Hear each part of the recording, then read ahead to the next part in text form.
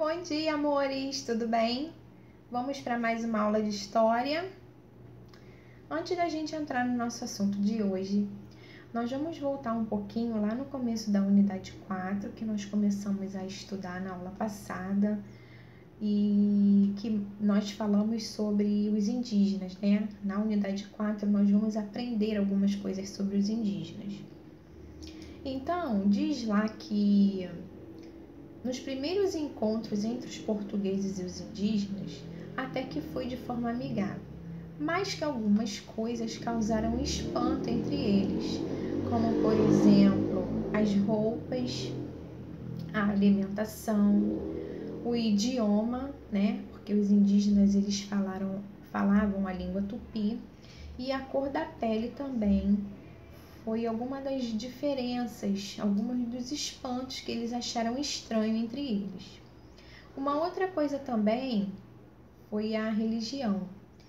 Os portugueses, eles eram da religião católica e os indígenas, eles acreditavam na existência de diversos deuses ligados à natureza, como o sol, a lua e os trovões, lembram? E pelo fato dos portugueses serem da religião católica, o que eles fizeram? A primeira coisa que eles fizeram quando chegaram aqui foi mandar rezar uma missa.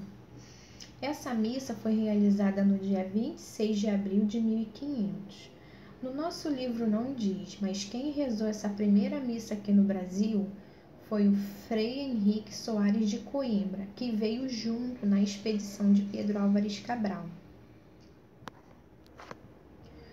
Então, o nosso assunto de hoje fala sobre uma carta, a Carta de Caminha, lá na página 42.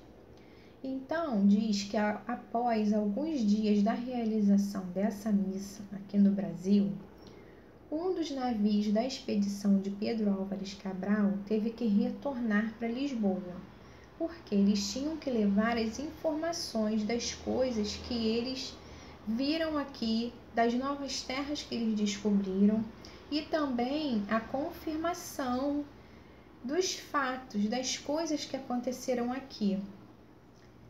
E nesse navio tinha uma carta. Quem escreveu essa carta foi o escrivão. O nome desse escrivão era Pero Vaz de Caminha. É isso mesmo, Pero Vaz de Caminha. E o que faz um escrivão? Um escrivão é a pessoa encarregada, né? A pessoa que tem a função de anotar informações ou acontecimentos. E essa carta estava com a data de 1º de maio de 1500.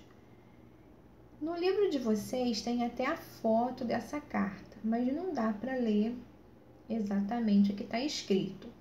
Mas acompanhe a empatia, um trechinho do que está escrito, né? Ele relata dessa forma: enquanto assistíamos à missa e ao sermão, estaria na praia outra tanta gente, com seus arcos e seta.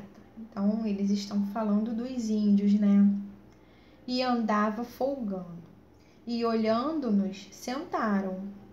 E depois de acabada a missa, quando nós sentados atendíamos à pregação, levantaram-se muitos deles e começaram a saltar e a dançar. Esse é somente um trechinho da carta, né? Onde ele relata para o rei de Portugal, que na época era o Dom Manuel, como foi esse encontro e como que os índios se comportaram durante a missa.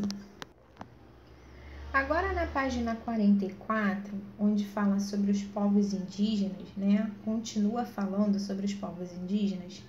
Diz que a Carta de Caminha, né? A carta que Pero Vaz de Caminha escreveu, mostra que os portugueses descobriram a existência dos indígenas assim que desembarcaram aqui. E que havia muito mais coisas que eles não sabiam. Diz que no ano de 1500, tinha aqui no Brasil aproximadamente 5 milhões de indígenas e que os primeiros indígenas tiveram contato com os portugueses, eles eram do povo tupi. Eles viviam no litoral e falavam essa língua, que foi a mais falada no Brasil durante muito tempo, mesmo depois da chegada dos portugueses. Também diz que cada grupo indígena tinha seus próprios hábitos e crenças, e que também muitos povos indígenas eles eram inimigos entre si e também eles guerreavam muito. E ainda assim havia várias semelhanças entre eles. Agora, na página 46, nós vamos ver sobre os indígenas na atualidade, como os indígenas vivem hoje em dia. Então, diz que a população indígena do Brasil diminuiu bastante desde a chegada dos portugueses aqui no Brasil. Por quê? Diz que ao longo dos anos, muitos indígenas foram morrendo. Muitos morreram em confrontos e muitos por doenças trazidas pelos portugueses, como, por exemplo, a gripe e o sarampo. Muitos indígenas morreram com essas doenças.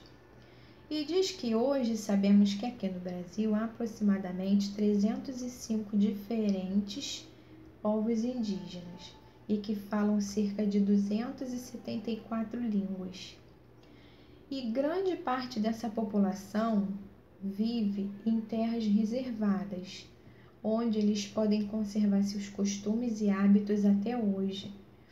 E também uma grande parte dessa quantidade de indígenas estão morando em áreas urbanas. Eles saíram dessas reservas e vieram morar na cidade. Agora vocês vão ler novamente o texto das páginas que a tia deixou para hoje, para poder estar auxiliando vocês na hora de fazer as atividades, tá bom? Qualquer dúvida que vocês tiverem, chama a tia, que eu tô aqui para tirar essas dúvidas de vocês, tá bom? Um beijo, até a próxima!